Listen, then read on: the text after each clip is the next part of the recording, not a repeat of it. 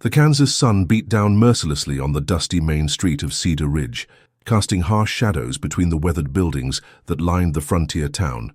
Nashoba crouched behind a stack of grain sacks outside Morrison's general store, his dark eyes fixed on the growing crowd gathered around the old cottonwood tree near the courthouse.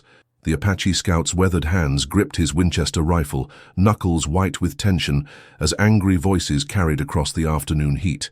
"String her up!" shouted Jake Morrison, the store owner's eldest son, his face flushed red with whiskey and rage. "Adulteress and murderer! She don't deserve no trial." The crowd roared its approval, a dozen men and women whose faces twisted with the kind of mob fury that Nashoba had seen too many times in his 32 years. At the center of their wrath stood Sarah Coleman, her hands bound behind her back, her once neat calico dress torn and dusty. Even from his hiding spot, Nashoba could see the curve of her belly beneath the fabric. She was perhaps 6 months along with child. "Please," Sarah's voice cracked as she tried to reason with them. "I never touched another man. Thomas died of the fever, you all know that. Doc Henderson himself said—" "Doc Henderson ain't here to lie for you no more," interrupted Ezra Walsh, the town's self-appointed moral authority. He spat tobacco juice into the dust at her feet. "Found you with that half-breed's trinket, didn't we? Everyone knows what kind of woman takes up with savages."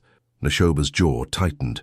The trinket they spoke of was likely the small carved horse he'd given Sarah's husband Thomas last winter, a gesture of respect after the man had shared his fire during a blizzard. Thomas Coleman had been one of the few whites in Cedar Ridge who treated Nashoba as something more than a barely tolerated necessity. Sheriff Hawkins stood at the edge of the crowd, his star catching the sunlight, but his usual authority seemed to have abandoned him. The man who normally commanded respect through sheer presence now appeared small and uncertain, his graying mustache trembling as he watched the mob fashion a noose.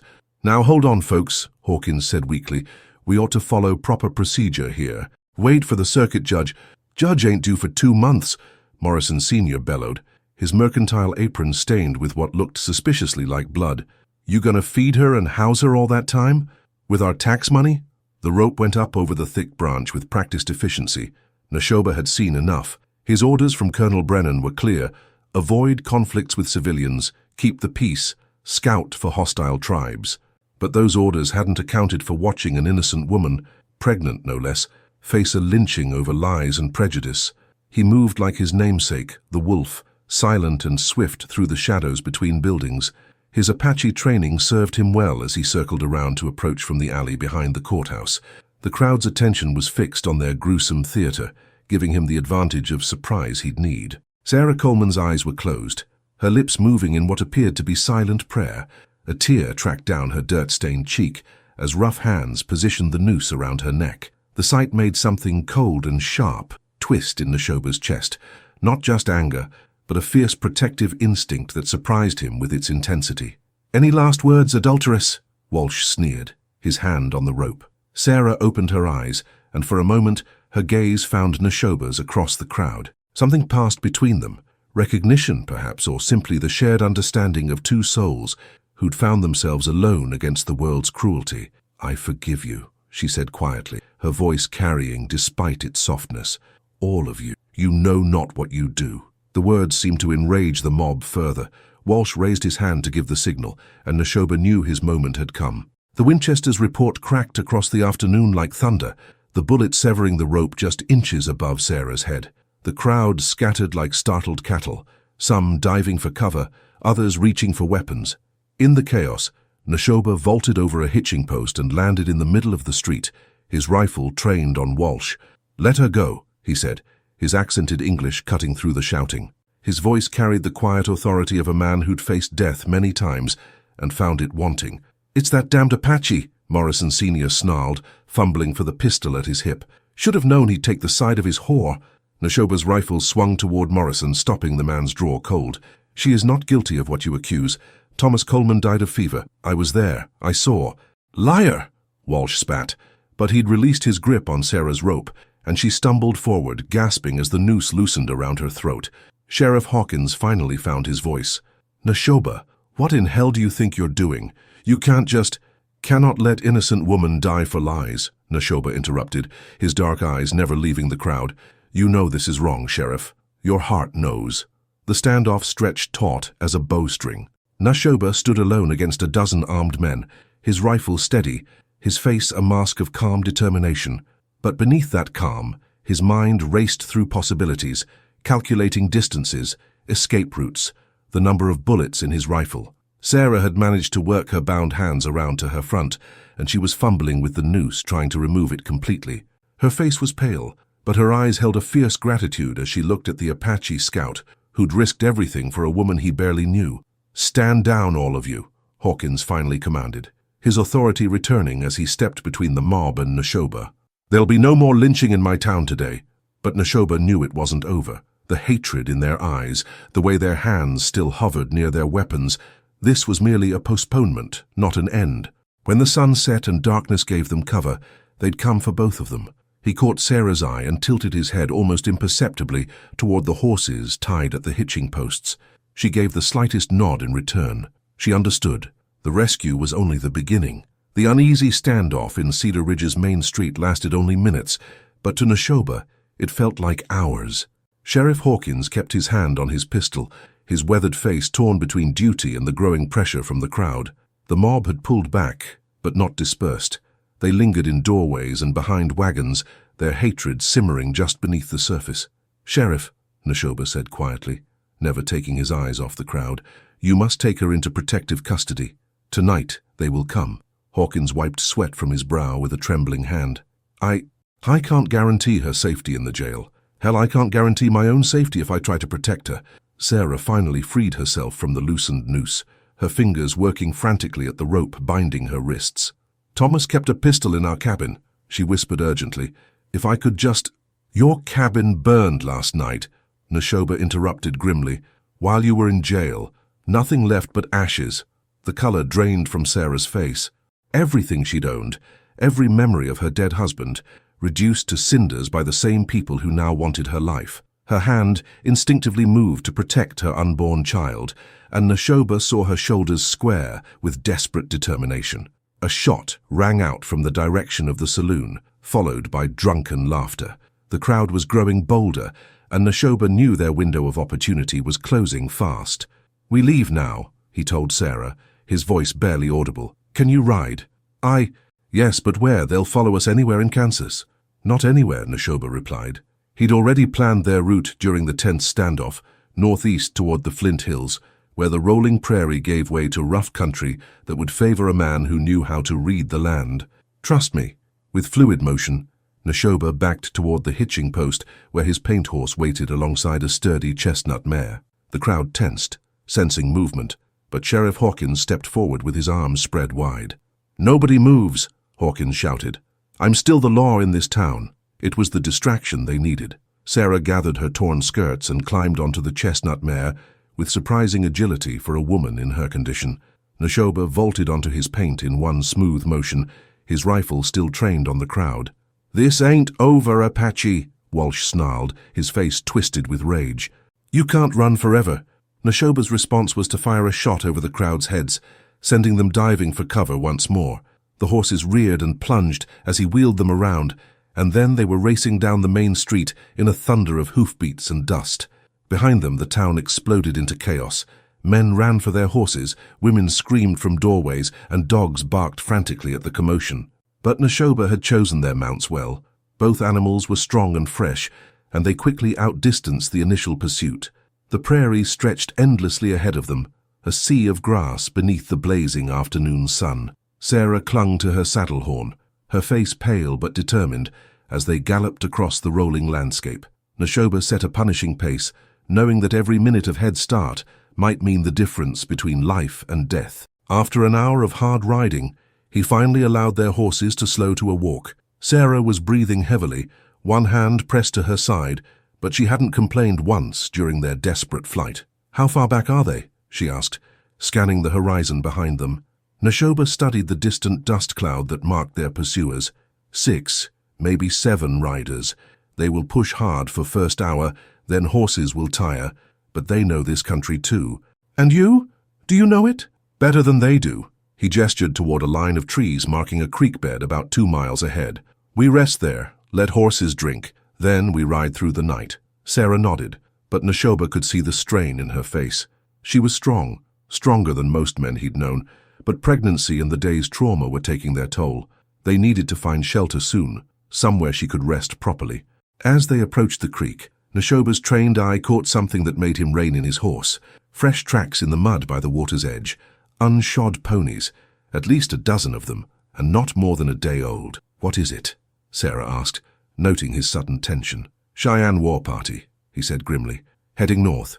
We cannot stay here." The situation had just gone from dangerous to potentially deadly. The Lynch mob behind them was bad enough, but a Cheyenne raiding party would show no mercy to either of them. Sarah's condition might earn her a quick death, but Nashoba, as an Apache working with the army, would face torture if captured. "How can you tell they're hostile?" Sarah asked, as they quickly watered their horses and prepared to move on. No women, no children, no pack animals. Only warriors, traveling fast and light. Nashoba checked his rifle and the spare ammunition in his saddlebags. "This is war party." They pushed on as the sun began to sink toward the western horizon, painting the prairie in shades of gold and crimson. The pursuit had fallen further behind, but Nashoba knew the men from Cedar Ridge wouldn't give up easily. Their hatred ran too deep, their sense of wounded pride too strong. As darkness began to fall, Sarah finally spoke the question that had been hanging between them since their flight began. "Why?" she asked simply. "Why did you risk everything for me? You don't even know me." Nashoba rode in silence for a long moment, considering his answer. "Your husband, Thomas, he was good man, shared his fire with me during blizzard last winter, treated me like human being, not animal. That's not enough reason to face down a lynch mob." "No," Nashoba admitted. "It is not." He paused, then continued with the careful honesty that had always been his nature. "You carry life, to kill woman with child. This is not justice. This is murder." Sarah's hand moved protectively to her belly. "The baby's not due for 3 months.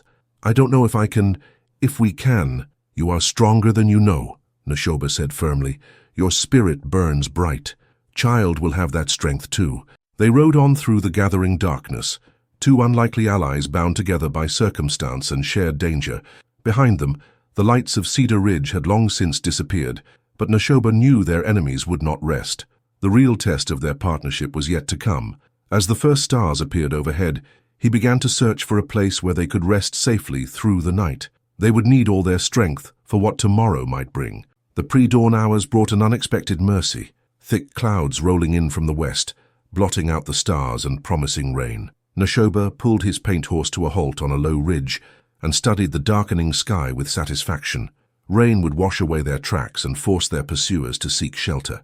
"Storm coming," he told Sarah, who swayed slightly in her saddle despite her efforts to appear strong. "Good for us, bad for them." Sarah pressed a hand to her lower back, wincing. They'd been riding for nearly 12 hours with only brief stops to rest the horses, and the strain was showing. Her face was drawn with exhaustion, and Nashoba noticed she'd been shifting uncomfortably in the saddle for the past hour. "How much farther?" she asked, trying to keep the weariness from her voice. Nashoba pointed toward a thin line of smoke rising in the distance, barely visible against the storm clouds. "Homestead, maybe 2 miles. I know these people. They will help." The first drops of rain began to fall as they approached the modest sod house, nestled in a shallow valley. Nashoba recognized it immediately. The Kruger place. Hans Kruger was a German immigrant who'd settled here 3 years ago with his wife Greta and their young daughter.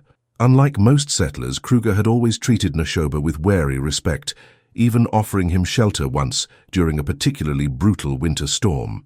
As they rode into the yard, the front door opened and Hans stepped out, a shotgun cradled in his arms. He was a compact, bearded man with intelligent eyes that missed little. Those eyes widened slightly when he recognized Nashoba, then narrowed with concern when he saw Sarah. "Nashoba," Hans called in his heavily accented English. "What brings you here in such weather?" "Need help," Nashoba replied simply, dismounting and moving to assist Sarah. "Woman is innocent. Mob wants to kill her." Sarah nearly fell when she tried to dismount, and only Nashoba's quick reflexes kept her upright. She leaned heavily against him, her breathing shallow and rapid. Hans took one look at her condition and made his decision. "Greta," he called toward the house. "Come quickly, we have visitors." Greta Kruger appeared in the doorway, a sturdy woman with kind eyes and flour-dusted hands. She took in the situation at a glance. The exhausted pregnant woman, the grim-faced Apache scout, the storm gathering overhead, and immediately stepped forward. "Bring her inside," she said in thickly accented but clear English. "Quickly, before the storm breaks." They barely made it through the door before the sky opened up, sending sheets of rain across the prairie. Inside the warm, lamp-lit interior of the sod house, Sarah finally allowed herself to collapse into a chair by the fire. She was shivering despite the warmth, and Nashoba could see that she was fighting tears of exhaustion and relief. "Coffee," Greta announced, bustling toward the stove. "And soup. You both look half-starved." Hans secured his shotgun and studied their unexpected guests. "This mob you speak of," he said to Nashoba, "they will follow you here?" "Maybe. Rain will slow them, but—" Nashoba shrugged. "They are very angry, very determined." "What did she do?" Hans asked bluntly. "Nothing," Nashoba replied with equal directness. "Husband died of fever. They say she killed him, say she was with other men. All lies." Greta paused in her coffee preparation, her maternal instincts clearly aroused. "A pregnant woman? They would hang a pregnant woman?" Sarah finally found her voice. "I'm Sarah Coleman from Cedar Ridge. My husband Thomas died 2 weeks ago of the fever, and they found something in our cabin that made them think—" She trailed off, unable to finish. "What did they find?" Hans asked, not unkindly. Sarah glanced at Nashoba, then back at Hans. "A carved horse. Apache work. Thomas never told me where he got it." Nashoba reached into his shirt and pulled out a small leather pouch. From it he withdrew an identical carved horse. "I made 2. Gave 1 to your husband after he shared his fire with me. Kept 1 to remember his kindness." The simple explanation seemed to satisfy Hans, but Nashoba could see the man's mind working through the implications. A German immigrant in Kansas faced his own share of prejudice. He understood how quickly suspicion could turn to violence. Thunder crashed overhead, and little Anna Kruger appeared from the back room, rubbing sleep from her eyes. She was perhaps 6 years old, with her mother's kind eyes and her father's serious demeanor. She stared at Nashoba with open curiosity rather than fear. "Papa," she said in German, then switched to English. "Who is the Indian man?" "His name is Nashoba," Hans replied gently. "He is our guest, and he has helped this lady who needs our care." Greta had finished preparing the coffee and soup, and she set steaming bowls before Sarah and Nashoba. The warmth and simple kindness of the gesture nearly broke Sarah's composure entirely. After the hatred and violence of the past day, this small act of human decency felt like a miracle. "Thank you," she whispered, tears streaming down her cheeks. "I don't know how to repay such kindness." "No need for repayment," Greta said firmly. "We help because it is right thing to do." As they ate, the storm intensified outside. Rain hammered against the thick sod walls, and lightning illuminated the small windows in brilliant flashes. Anna had settled on a stool near the fire, watching their guests with the intense curiosity of childhood. "Are you really an Apache?" she asked Nashoba in careful English. "Anna," her mother scolded, but Nashoba smiled slightly. "Yes, little one. I am Apache, but I work for the army now. I help them find their way across the land." "Why do you work for them if they fight your people?" The innocent question hung in the air like smoke. Hans and Greta exchanged glances, while Sarah looked up from her soup with interest. It was a question that cut to the heart of Nashoba's complicated existence. "Sometimes," Nashoba said carefully, "we must choose between what we want and what we must do to survive. My people need peace. I try to help make that peace." Anna nodded, as if this made perfect sense to her 6-year-old mind. "Mama says sometimes we do things we don't like because they help other people." "Your mama is very wise," Nashoba replied. Outside, the storm showed no signs of abating. Hans checked the door and windows, then returned to the fire. "The rain is good for you," he told Nashoba, "but if this mob is determined, they will wait it out. What will you do when the storm passes?" Nashoba had been pondering the same question. Their options were limited. They couldn't stay here and endanger the Kruger family, but Sarah was in no condition for continued hard travel. And somewhere behind them, Walsh and his followers were likely holed up in some shelter, nursing their hatred and planning their next move. "We must reach Fort Harker," he said finally. "Colonel Brennan will give protection, but it is 3 days' ride, maybe more." Sarah looked up sharply. 3 days? I don't think I can—" She stopped, pressing a hand to her abdomen with a wince that didn't escape Greta's notice. The German woman moved closer, her experienced eyes taking in Sarah's pale complexion and labored breathing. "How far along are you, child?" 6 months, maybe 7. It's hard to tell exactly." Greta knelt beside Sarah's chair and gently placed her hands on Sarah's belly. What she felt there made her frown with concern. "Hans," she said quietly in German, then switched to English.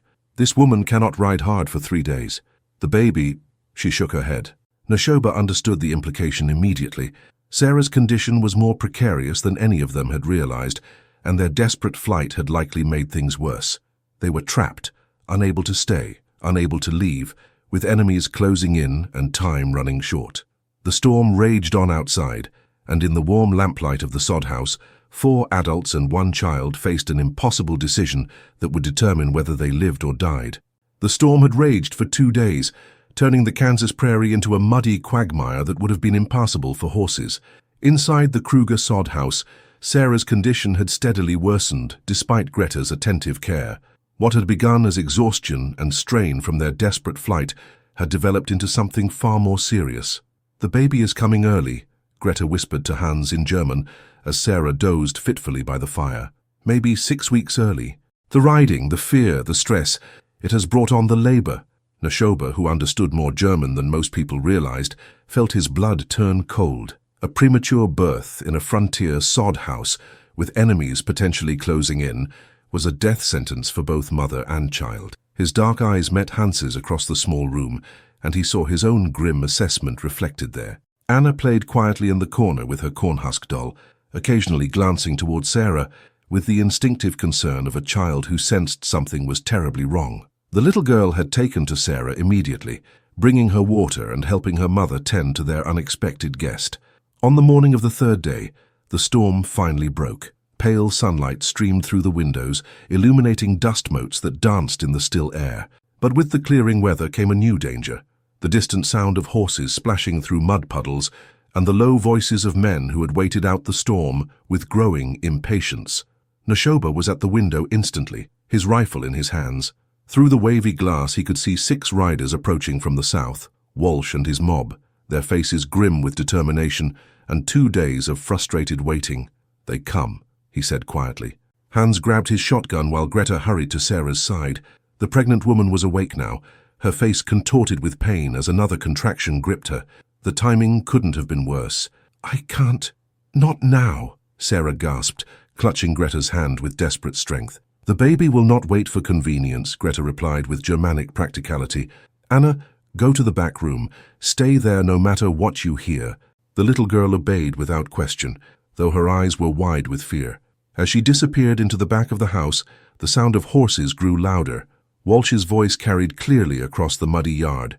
"We know you're in there, Apache. Send out the woman and we might let you live." Nashoba positioned himself at the window, his rifle trained on the approaching riders. Hans took position at another window, his shotgun ready. Both men knew they were vastly outnumbered, but the sod house provided good cover, and the attackers would have to cross open ground to reach them. "You are trespassing on my land," Hans called out in his accented English.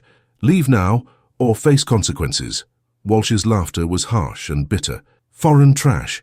You're harboring a murderer and an Apache dog. Stand aside or get buried with them."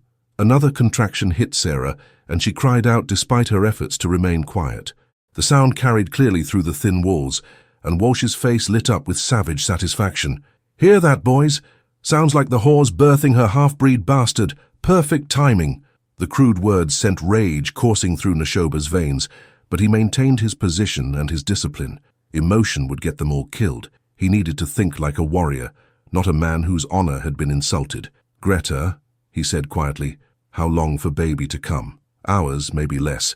But if she has to move—" The German woman shook her head grimly. Sarah gripped the arms of her chair, her knuckles white as another wave of pain washed over her.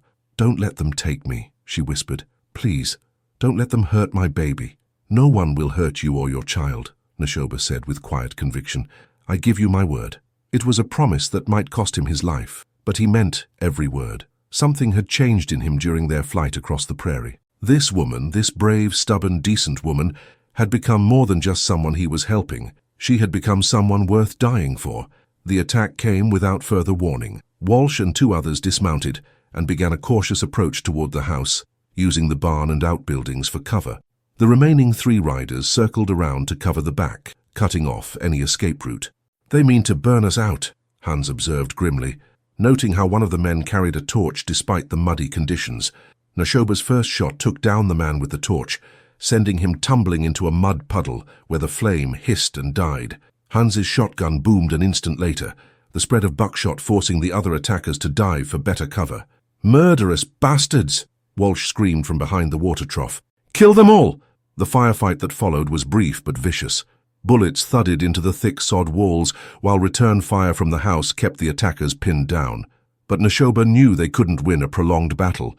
They had limited ammunition and no way to get more.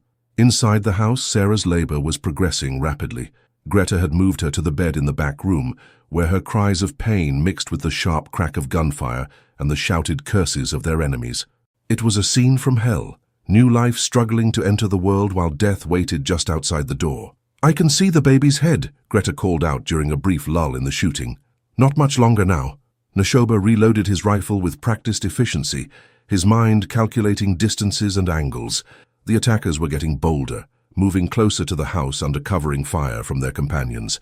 Soon they would be close enough to rush the doors and windows, and then it would be over. But as he prepared to make his final stand, the sound of more horses reached his ears. These were coming from the north, and they were moving fast. Walsh heard them too, and his triumphant expression faltered as he turned to scan the horizon. "What the hell?" one of his men started to say, then stopped as a line of blue-uniformed cavalry crested the ridge and began riding hard toward the homestead.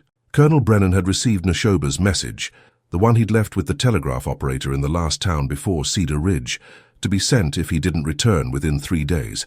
The cavalry had tracked them across the muddy prairie, following the same route Walsh and his men had used. The sight of 20 armed soldiers charging across the prairie broke the mob's resolve instantly. Walsh and his surviving followers scrambled for their horses, abandoning their attack in the face of overwhelming military force. Within minutes, they were retreating across the prairie, their dreams of frontier justice shattered by the arrival of actual law and order.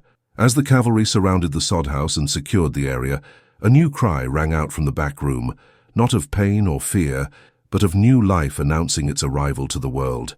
Sarah's baby had been born in the shadow of death, but it was very much alive. Nashoba lowered his rifle and allowed himself a moment of profound relief. They had survived, all of them. The woman who had trusted him with her life, the German family who had risked everything to help strangers, and the tiny new soul who would grow up in a world that was still harsh and unforgiving, but perhaps a little more just than it had been 3 days ago.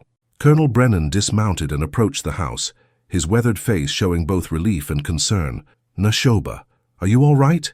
We got your message and came as fast as we could. All alive, Colonel. Woman gave birth just now. She and baby need doctor. We'll get them to the fort immediately. Can she travel?" From inside the house came the sound of a baby's lusty cry, strong and healthy despite its early arrival. Greta appeared in the doorway, her face beaming with joy and exhaustion. "A boy," she announced proudly. "Small but strong. Mother is tired, but well." Nashoba felt something he hadn't experienced in years. Hope, not just for survival, but for something better. Something that made all the struggle and sacrifice worthwhile.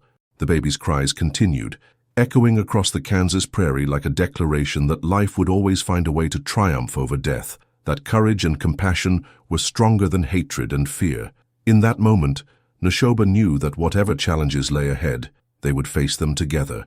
The Apache scout, the brave woman who had trusted him, and the child whose first breath had been drawn in freedom. 3 weeks had passed since the siege at the Kruger homestead. Fort Harker's post doctor had pronounced both Sarah and her son healthy, despite the baby's premature arrival and dramatic entrance into the world. Sarah had named him Thomas after his father, but she'd given him the middle name Nashoba, a gesture that surprised the Apache scout more than he cared to admit. Now, as the morning sun cast long shadows across the fort's parade ground, Nashoba stood before Colonel Brennan's desk in full military dress. The formal hearing was about to begin, and his future hung in the balance. The charges were serious: interference with civilian law enforcement, inciting violence, and abandoning his post without authorization.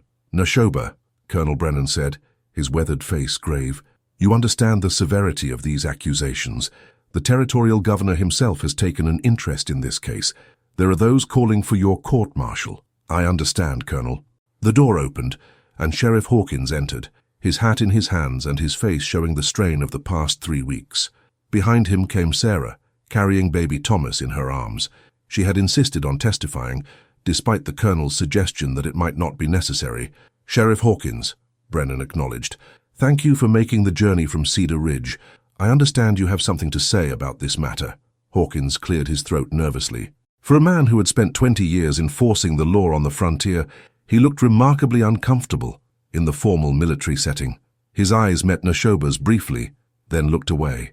"Colonel, I've come to withdraw all charges against your scout," he said quietly. The unexpected announcement sent a ripple of surprise through the small room. Even Nashoba, who had maintained his stoic composure throughout the proceedings, couldn't hide his shock. "On what grounds, Sheriff?" Brennan asked. Hawkins pulled a folded paper from his vest pocket. "Had the territorial marshal investigate the death of Thomas Coleman. Turns out the doctor in Cedar Ridge kept detailed records. Thomas died of typhoid fever, just like his wife said. No sign of foul play, no evidence of adultery. The whole thing was—" He paused, swallowing hard. "The whole thing was based on prejudice and gossip." Sarah stepped forward, her voice clear and strong despite the emotion behind it. "Sheriff Hawkins came to see me at the fort last week. He wanted to apologize for what happened, for not standing up to the mob when he should have. I failed in my duty," Hawkins said, his voice heavy with shame. "I let fear of the crowd override my obligation to protect the innocent. If Nashoba hadn't intervened, an innocent woman and her unborn child would have died for lies." Colonel Brennan leaned back in his chair, studying the sheriff with newfound respect. "That takes courage, Sheriff. Admitting you were wrong. Takes more courage to do what's right when everyone else is doing what's wrong," Hawkins replied, glancing at Nashoba. "Your scout here taught me that lesson. Cost me some friends in town, but I can live with that. Couldn't live with keeping quiet about the truth." Baby Thomas chose that moment to make his presence known, letting out a healthy cry that echoed off the office walls. Sarah smiled as she gently rocked him, and even the stern-faced colonel couldn't suppress a slight smile. "What about the men who led the mob?" Brennan asked. "Walsh and Morrison left town rather than face questions from the territorial marshal," Hawkins said. "The others, well, they're dealing with their own consciences now. Word got around about what really happened. They're not proud of themselves."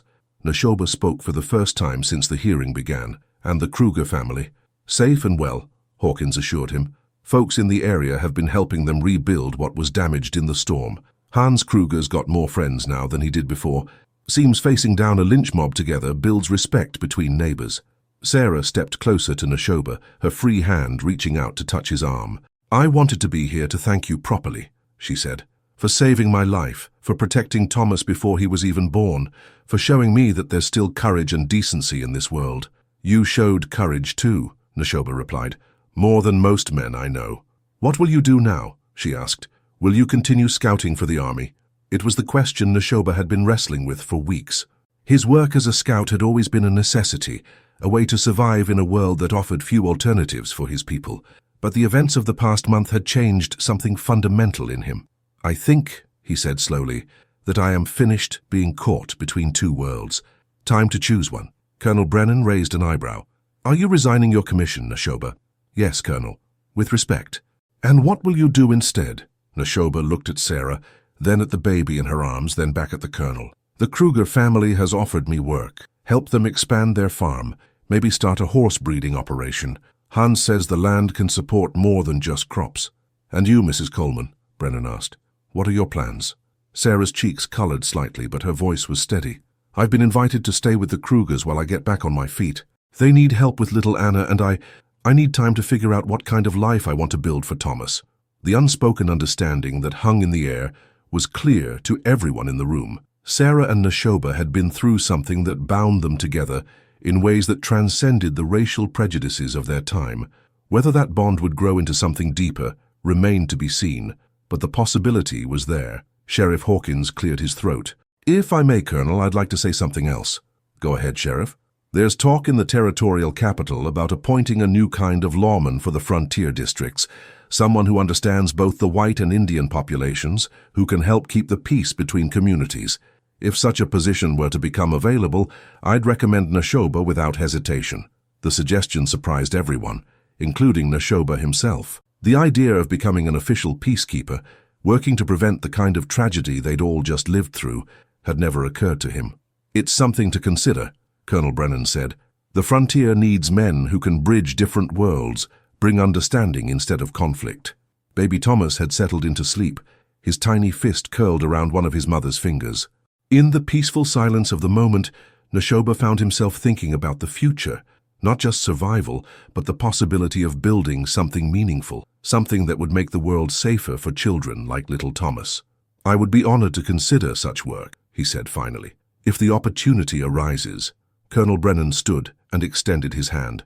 "Nashoba, it has been an honor serving with you. Your courage and integrity have been an example to us all." As they shook hands, Nashoba felt the weight of his past lifting from his shoulders. The man who had lived between worlds was gone, replaced by someone who had chosen his path based on principle rather than mere survival.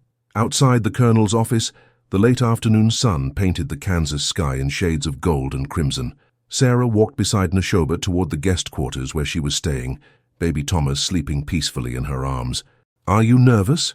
she asked as they paused near the flagpole at the center of the parade ground. "About starting over, I mean."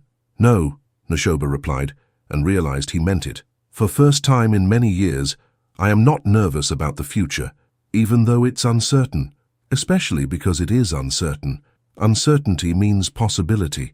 Sarah smiled, adjusting the blanket around her son's face. "Thomas will grow up in a different world than the one we knew, won't he? A better one, I hope." "We will help make it better," Nashoba said with quiet conviction. "All of us, together." As they continued walking toward the quarters, neither of them noticed Sheriff Hawkins watching from the colonel's window. The lawman's weathered face showed something that had been absent for far too long: hope. Not just for the future of the frontier, but for the possibility that courage and decency could triumph over fear and hatred. The baby stirred in Sarah's arms, his eyes opening briefly to look up at the vast Kansas sky. In that moment, three adults, who had been forever changed by their shared ordeal, understood that they were no longer just survivors. They were pioneers of a new kind, people willing to build bridges instead of walls, to choose understanding over ignorance, to raise children who would judge others by their character rather than the color of their skin.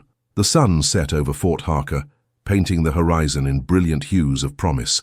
Tomorrow would bring new challenges, new opportunities, new chances to prove that the better angels of human nature could prevail. And for the first time in any of their lives, that felt like a future worth believing in.